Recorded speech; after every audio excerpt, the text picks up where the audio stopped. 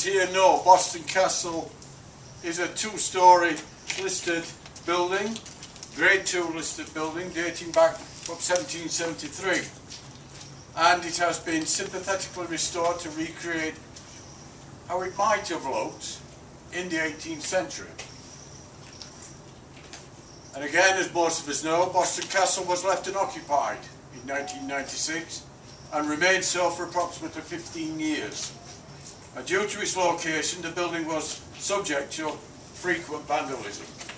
Again, we all know this. But the preservation of the castle then became a great concern, and it was vital that the restoration and conservation work began on the castle if it was to be preserved for the future generations. And upon that, I'd like to say welcome this afternoon, and we declare Boston Castle open.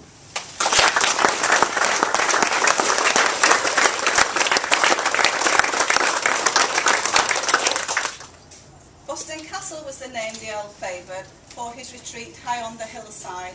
It symbolised justice and freedom, the principles in which he had pride. So, imagine one day that the phone rings and you're asked for some help with a plan to save what remains of a ruin which belonged to an extraordinary man.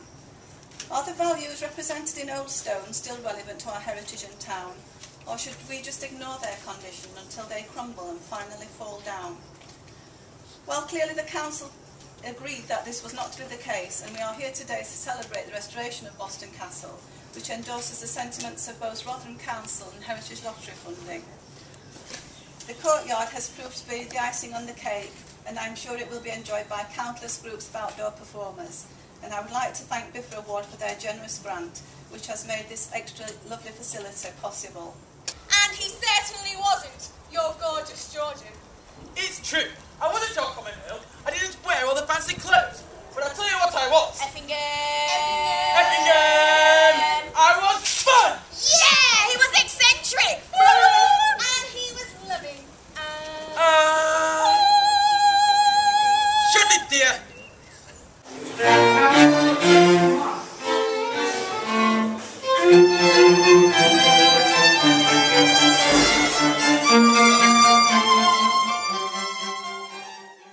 Most importantly, our projects provide opportunities for people to learn about their heritage and to develop the skills to care for the culture and places and the knowledge that we've inherited.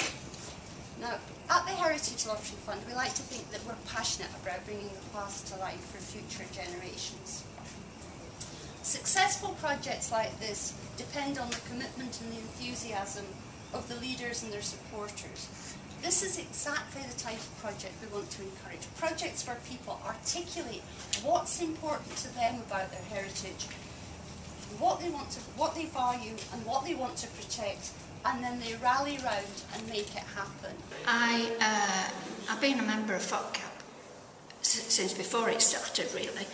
I rang up Councillor Billington because I came from Hull and then saw there was no flowers even here, and it was a disgrace, and I was just disgusted with it. And from then on, we went to see Councillor Billingham, didn't we? Yeah. And we got it started.